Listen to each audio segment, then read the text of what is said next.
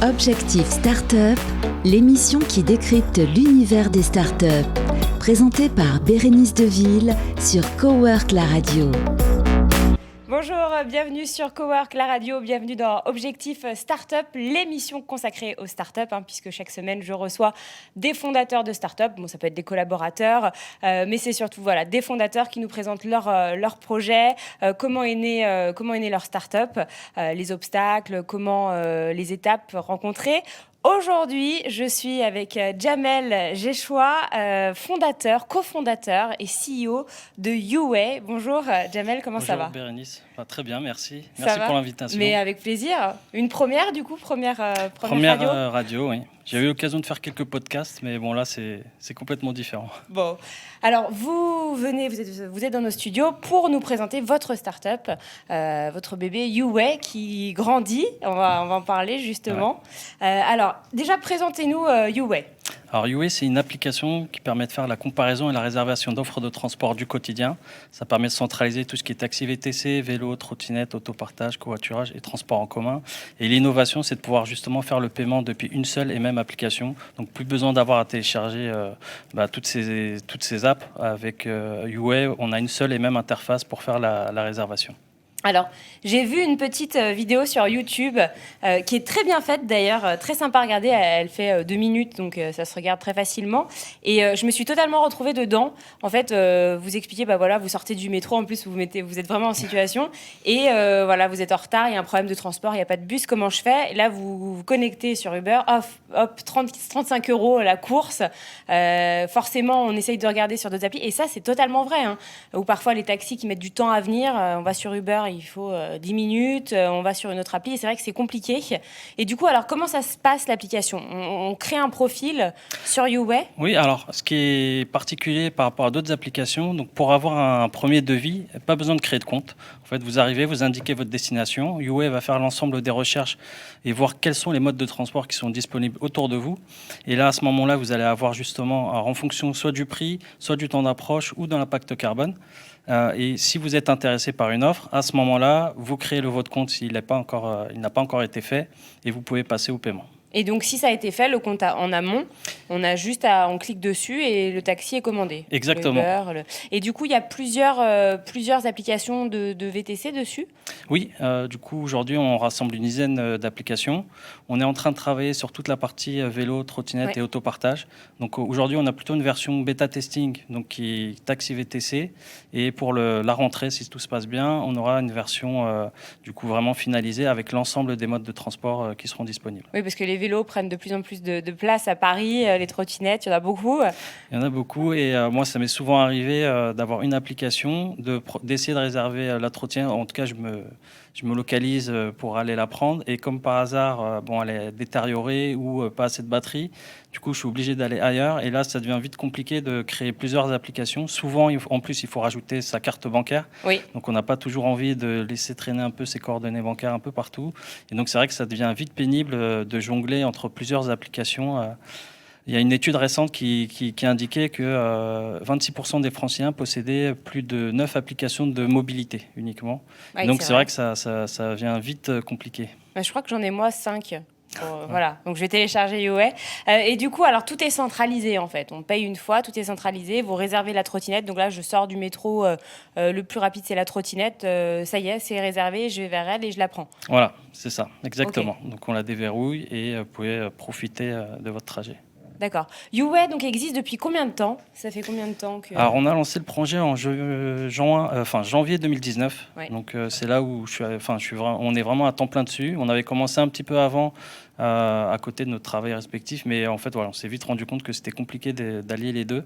Et donc depuis janvier 2019, on est à temps plein dessus. Donc compliqué parce que vous étiez salarié avant ? C'est ça. Donc, avec l'autre cofondateur, parce que vous étiez deux à la base, ouais. Donc oui, moi j'ai travaillé en fait chez SNCF 7 ans. Donc c'est comme ça que je suis tombé dans la mobilité en fait. Donc j'ai eu l'occasion de travailler sur une application à l'époque, c'était IDCAP, donc qui permettait de faire du porte-à-porte en complément de son billet de TGV. Et c'est là où je me suis rendu compte qu'en fait il existait pas mal d'offres qu'on connaissait pas forcément et qui sont pas plus chères que du taxi ou du Uber en l'occurrence. Tout le monde connaît Uber. Ouais. Et donc c'est comme ça qu'on a démarré l'aventure. D'accord. Et donc, comment ça s'est passé vous vous êtes dit, c'est venu comment au fil d'une discussion comment ça s'est fait? Je me suis retrouvé à 23h bloqué au milieu de nulle part. Donc en gros, le conducteur nous a dit de descendre et qu'il y aurait vous étiez plus où de temps en fait? après. Vous étiez, Alors moi j'habite Cergy, donc Ouais. c'est le RER A, donc quasiment le terminus. Alors je me souviens plus dans quelle station je suis descendu, mais en fait voilà, c'est une station sur laquelle j'ai jamais l'habitude de descendre. Ouais. Donc je sais plus si c'est Sartrouville ou Maison Lafitte. Enfin bref, le problème c'est que du coup il n'y a pas de transport de substitution Bah oui. pour aller jusqu'à Cergy. Et donc, moi, mon premier réflexe a été de lancer l'application Uber. Sauf que les prix étaient déjà multipliés par 3. Tout le monde avait eu la même idée. Donc là, j'ai trouvé une station de taxi, mais du coup, il nous a annoncé qu'il y a 1h30 de délai à peu près. Et donc, là, j'ai essayé de trouver d'autres applications, du coup, comme je savais que ça existait. Et là, voilà, manque de peau, le réseau était exécrable, donc je n'arrivais pas à télécharger d'appli. Ce jour-là, en plus, il pleuvait des cordes. Ah oui, donc voilà, l'enfer, il y avait tout. C'était la totale. Et finalement, je m'en suis sorti en marchant, je sais plus, 600 mètres, en essayant de choper une grande artère. Et là, j'ai pu voir un taxi qui passait et je l'ai récupéré. Mais du coup, voilà, c'est comme ça que je me suis dit, voilà, j'ai des compétences techniques. Donc moi, je suis plutôt un profil de développeur. J'ai l'habitude de gérer des projets technologiques chez SNCF. Et ça fait longtemps que je voulais entreprendre, donc j'avais pas forcément d'idée. Et donc voilà, là, je me suis dit. Ah oui, donc c'était une envie en fait d'entreprendre. Ouais, et ce soir-là, vous êtes rentré trempé, traumatisé. C'est ça. Et je me suis dit, voilà, il n'y a pas d'application qui permet de faire ça, de comparer, de trouver une offre. Parce que du coup, c'est vrai qu'aujourd'hui, au-delà du prix, les chauffeurs ne sont pas tous sur les mêmes plateformes, même si certains utilisent plusieurs plateformes. Et c'est vrai que c'est dommage d'avoir une application, par exemple Uber, où les prix sont multipliés par 3, alors que ça se trouve, il y a un chauffeur Hitch qui n'est pas très loin. Bien sûr, c'est moins cher. Et si on n'a pas l'application, voilà, et puis quelqu'un qui a l'habitude de jongler entre les applications, ou en tout cas qui cherche à trouver le moins cher, il va se limiter à 2-3 applications. Ça devient vite compliqué de multiplier avec plusieurs applications. Enfin voilà, c'est très chronophage et souvent on n'a pas le temps en fait. On n'a pas le temps, voilà. Donc on cherche quand on en a vraiment besoin. Donc c'est pas quelque chose où on se dit je vais installer les applications au cas où. Donc c'est quand on en a besoin qu'on cherche des solutions. Donc c'est là où l'idée de tout rassembler sur une même application vous est venue en fait. Est venue, ouais. Et vous en avez parlé du coup à votre cofondateur, à l'autre cofondateur. Oui. Comment ça s'est fait? En fait, lui, il était manager chez Accenture, donc il faisait beaucoup de rendez-vous et souvent il prenait du coup le taxi le soir. Et donc lui, il avait cette problématique de pas toujours trouver de taxi. Et c'est quand même fou parce qu'on est à Paris, hein. Enfin, moi, je me suis fait la réflexion l'autre jour. C'était un matin, il n'y avait aucun. J'ai fait 2-3 applis, il n'y avait personne de disponible. Je trouvais ça très bizarre. Et donc, lui, il a rencontré souvent ce problème. Et donc, dès que je lui en ai parlé, lui, ça faisait sens. Et puis, on s'est dit, go, on y va. On lance cette application. Et vous étiez amis avant ou Oui, alors c'est vrai que nous, ça faisait déjà plus de 15 ans. Enfin, ça fait plus de 15 ans qu'on se connaît. Donc, on a fait nos études d'informatique à l'époque ensemble et on a toujours gardé le lien. Et donc, voilà, souvent, alors certains, en tout cas, déconseillent de travailler avec des amis. En tout cas, nous, ça se passe très bien. Il n'y a jamais eu de soucis. Non, après, il y a toujours des hauts et des bas, Bien mais sûr. Du coup, c'est normal. Et le sujet de la start-up, c'est un sujet parmi d'autres, finalement. Donc, on n'est pas forcément d'accord sur tout. Et au contraire, je pense que c'est ça qui est riche. Donc, on a des profils assez complémentaires et des visions assez différentes, pour le coup, même si on va dans le même sens. Mais c'est ça qui est intéressant, c'est que du coup, on discute beaucoup, on argumente quand on n'est pas d'accord. Et puis après, on prend la décision, soit dans un sens ou dans l'autre.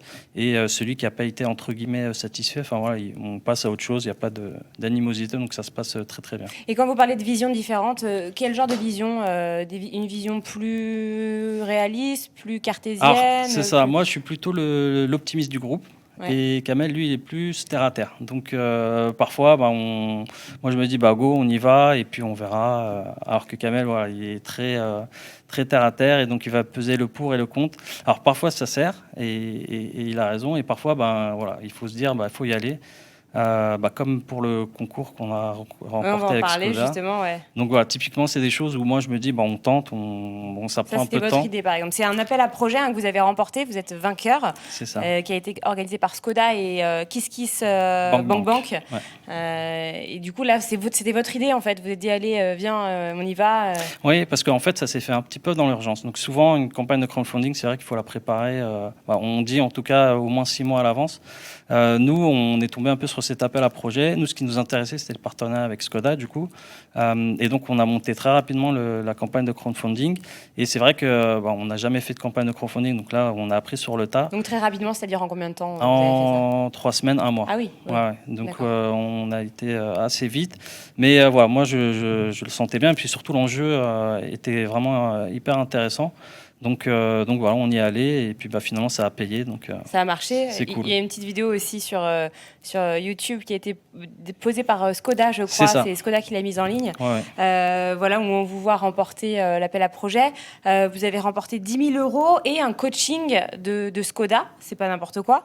C'est ça. Et du coup, qu'est-ce que vous attendez de ce coaching Alors, ce qui est intéressant, c'est que du coup, c'est un constructeur automobile. Donc, la mobilité, c'est quelque chose qu'ils connaissent bien. Surtout que Skoda fait partie du groupe Volkswagen.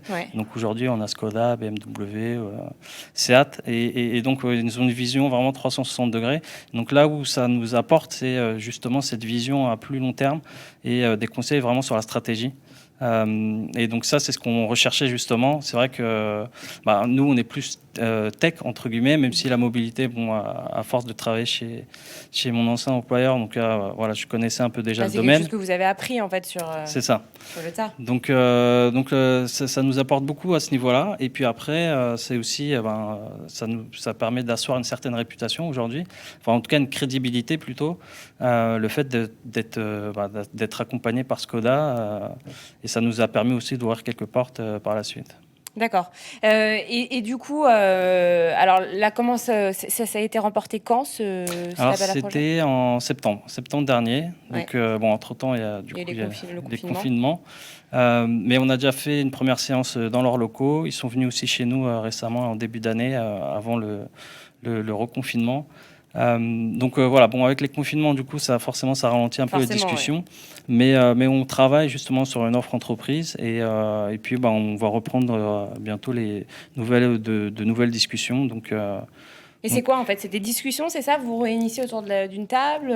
Oui, c'est ça. Donc notre interlocuteur, donc c'est Henri Michel, qui a plus de 40 ans d'expérience, je crois, chez le groupe, donc qui connaît très bien toute cette partie mobilité. Donc on a pu partager nos visions, notre stratégie, et il a pu nous donner son point de vue, ses conseils.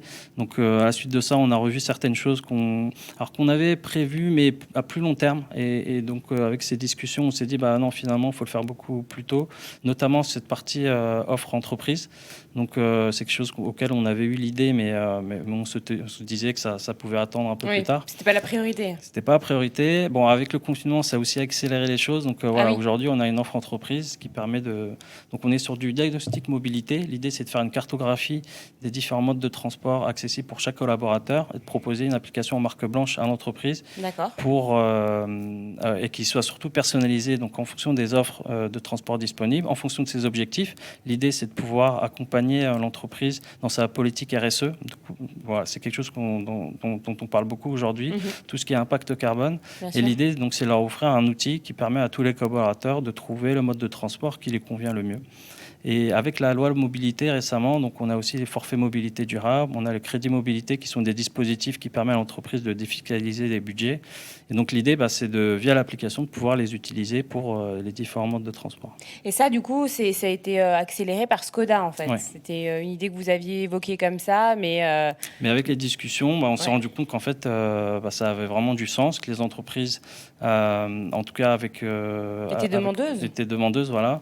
Et donc c'est vrai que c'est pas quelque chose qu'on avait forcément identifié, et donc voilà, on a repriorisé notre roadmap. Et là, vous parliez du confinement tout à l'heure. Comment ça s'est passé pour vous, la crise du coronavirus?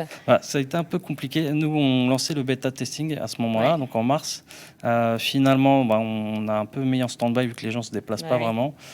Et du coup, c'est comme ça qu'on a profité pour travailler sur cette offre entreprise. Donc on ne s'est pas tourné les pouces. Et on a également travaillé, comme je vous le disais, sur un nouveau design qui va nous permettre d'intégrer les vélos, trottinettes et autopartage. Donc voilà, on a travaillé sur ces deux volets pendant le confinement. Et là, avec le calendrier de déconfinement, on est en train de remettre un petit peu à jour l'application. On a de nouveaux opérateurs. Donc là, dans les semaines à venir, on va lancer cette phase de bêta testing. Et comme je le disais, si tout se passe bien, en septembre, le lancement de l'application officiellement. Et là, vous sentez une reprise de l'activité, là, les terrasses qui ont réouvert. Vous sentez que les gens ont envie de sortir. Il y a des téléchargements. Oui, on a quelques téléchargements. Alors aujourd'hui, on a une base de 250 personnes qui sont inscrites pour le bêta testing, donc là qu'on va ressolliciter.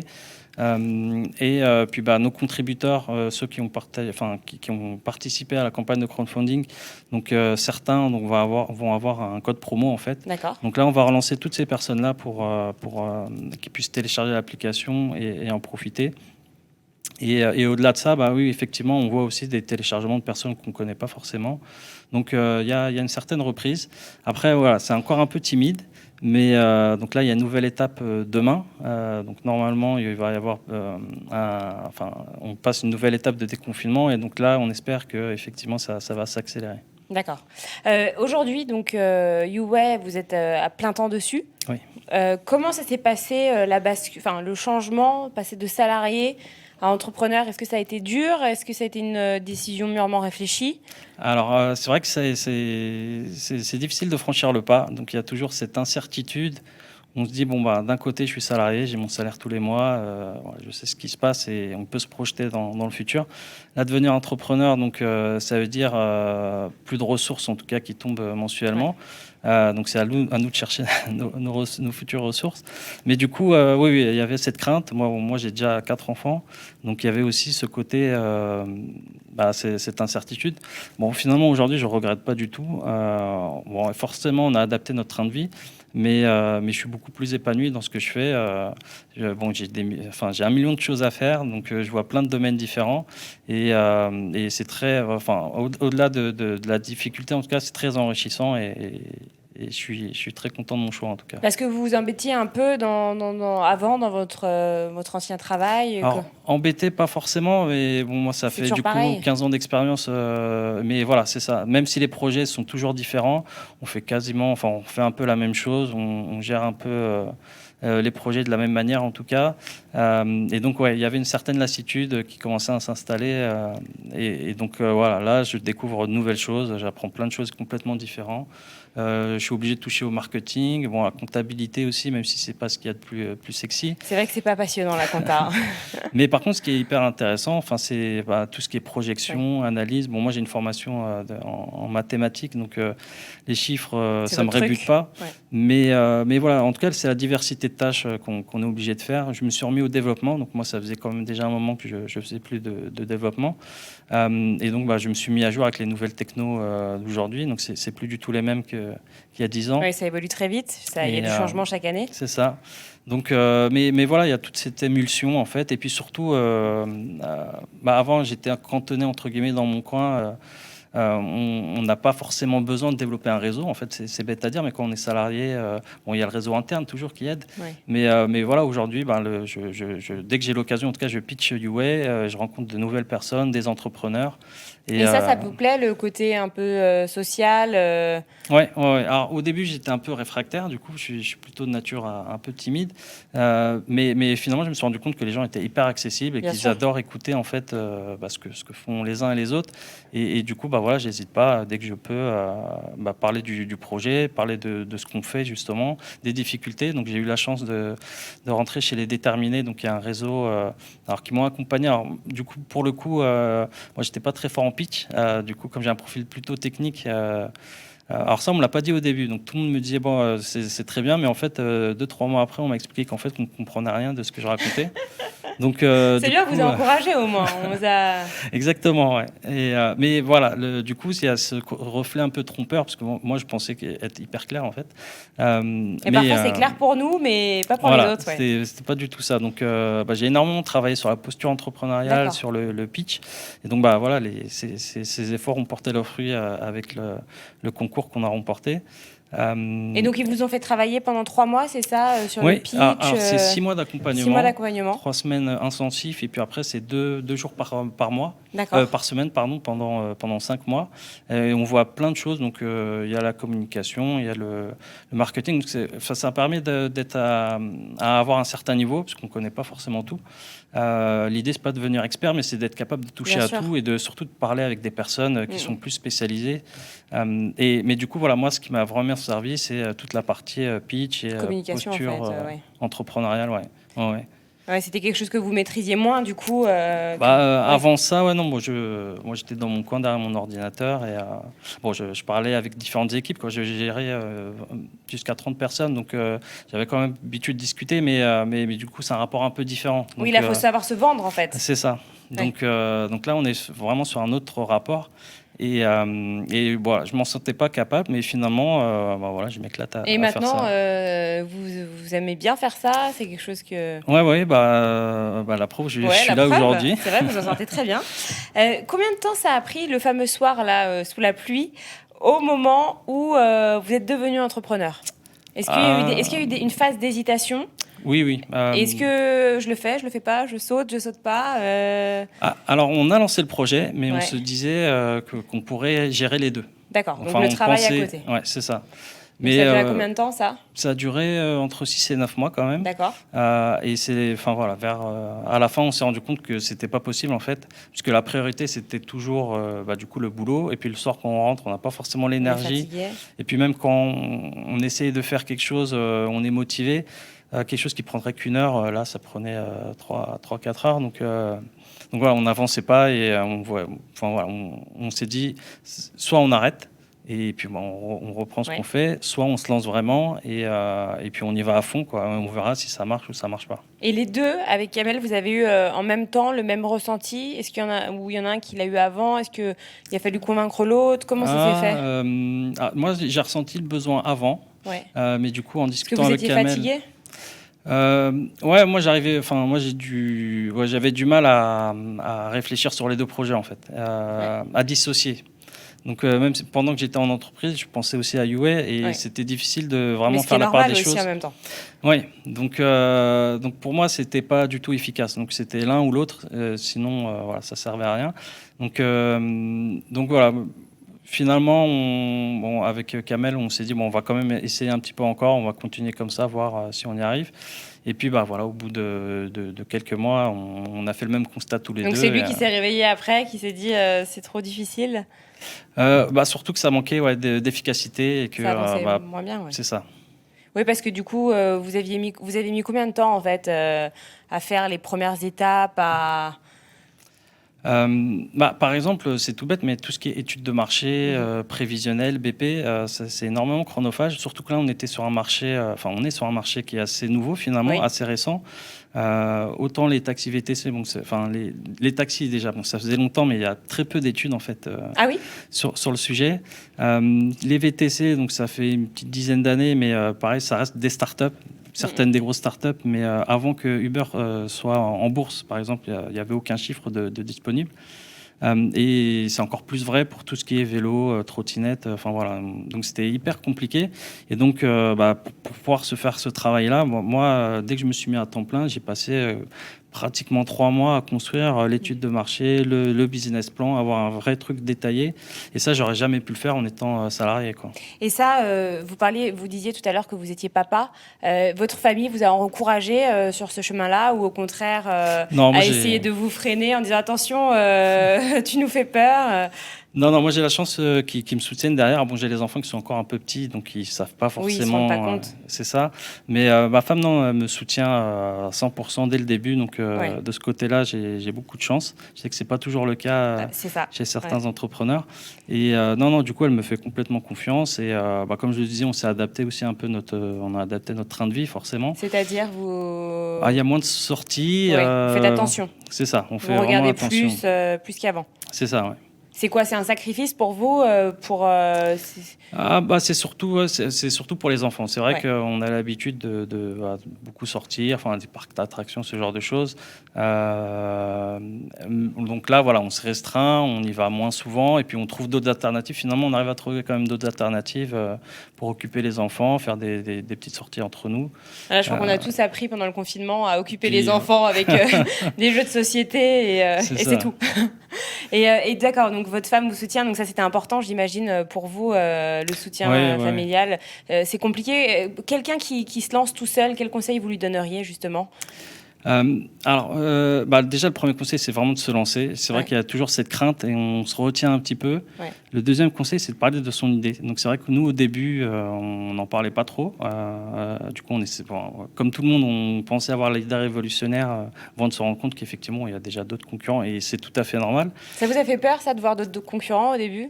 Oui, on se dit, non, du coup, ça, entre guillemets, ça sert à rien. Ouais. C'est ce qu'on se dit souvent. Hein, ça et donc, justement, je parlais des déterminés. J'ai appris aussi qu'effectivement, ce qui compte, c'est pas l'idée, mais c'est l'exécution, c'est sa valeur produit, sa différenciation. Donc, on a beaucoup travaillé sur ça.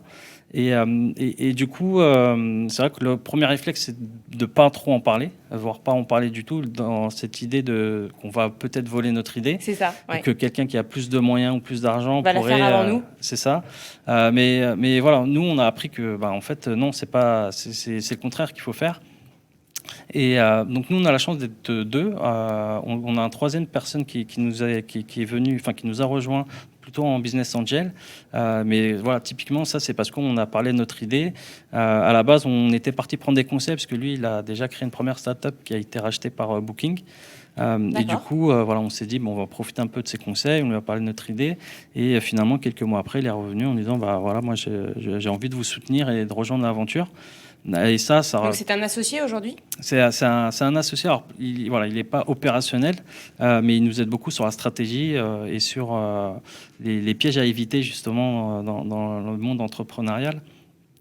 Quel genre de piège, par exemple ? Vous en avez en exemple ? Le piège, alors, voilà, nous, on a un profil plutôt technique avec Kamel, et du coup, nous, on partait sur développer l'application et d'attendre que tout soit finalisé avant de la lancer. Donc là aussi, on a mis un peu de temps à comprendre que non, il faut sortir le plus vite possible, quitte à ce que ce soit pas parfait. Alors, c'est bête à dire, hein, mais dans les différents... talk show qui parle d'entrepreneuriat, on parle de ça, mais le vivre c'est différent. Donc c'est vrai que voilà, on se disait non, il nous faut ça, bon là c'est pas assez abouti, là ça va pas, voilà, il nous a aidé à lâcher prise et à lancer l'application même si elle n'est pas finalisée. C'est vrai qu'il y a un proverbe qui dit le mieux est l'ennemi du bien. C'est ça. Et quand on veut trop être parfait, donc ça se vérifie quand on devient entrepreneur. Carrément. Et même le fait de le savoir, parfois ça aide pas forcément. Non, c'est vraiment quand on l'expérimente. Oui, parce que vous vous disiez c'est mon bébé, je veux qu'il soit parfait, je veux que tout soit nickel, et finalement... Non, on peut pas lancer parce qu'il nous manque ça, mais ça, il le faut vraiment. Et du coup, voilà, Khalid, du coup, qui nous a rejoint, il avait un peu cette vision un peu extérieure et il nous a beaucoup aidé sur ça, justement. Sur le lâcher-prise, en fait, c'est plus sur l'aspect psychologique, au final Finalement, c'est ça, oui. Donc, on parlait aussi de stratégie, donc il y a des choses sur lesquelles... Enfin, c'est beaucoup de la psychologie, du ressenti, et le fait d'avoir la tête dans le guidon, du coup parfois c'est compliqué de lever la tête, de se rendre compte de certaines choses, et donc avoir quelqu'un qui est un peu extérieur, ça aide beaucoup justement à prendre du recul et à voir s'il n'y a pas de meilleure solution à prendre. D'accord.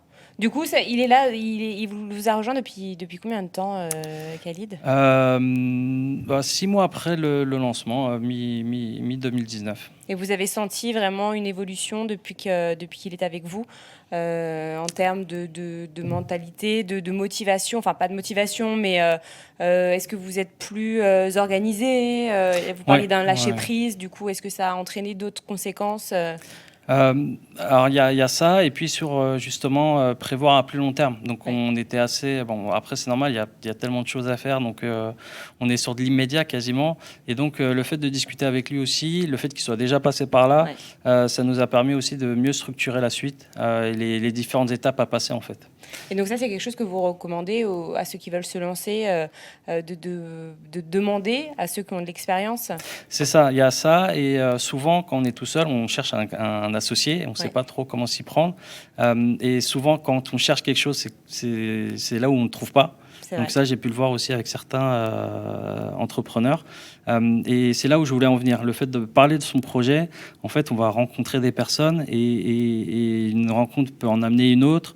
On ne sait jamais qui se cache derrière une personne, ces connexions. Et souvent, c'est des rencontres comme ça un peu fortuites où on va avoir une opportunité, ou en tout cas quelqu'un va s'intéresser à notre projet et va vouloir s'associer. Et je pense que c'est la meilleure façon de pouvoir déjà avancer et trouver potentiellement des cofondateurs pour son aventure. Donc s'ouvrir aux autres et parler de son projet. Oui. C'est vraiment ce qu'il faut retenir. C'est vraiment, je pense, primordial. Et puis être confronté aussi avec des avis clients, parce que les gens qu'on a en face, ça peut être aussi des clients. Et le fait d'imaginer des choses et de les confronter réellement à des vraies personnes, il y a souvent un gap.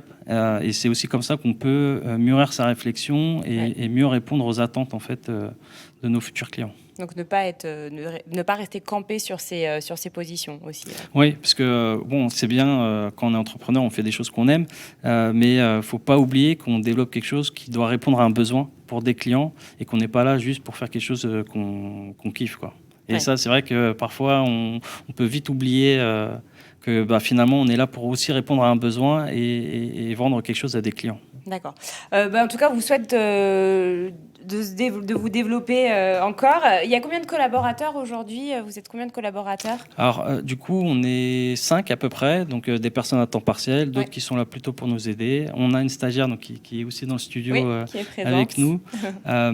Et donc voilà, on est en train de rechercher, d'ailleurs, si j'en profite, un alternant sur toute la partie business developer, donc pour justement m'aider à développer la partie B2B.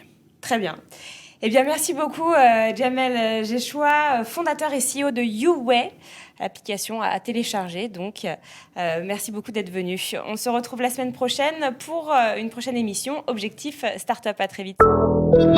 Objectif Startup, une émission à réécouter et télécharger sur le site et l'appli Cowork la radio et sur toutes les plateformes de streaming.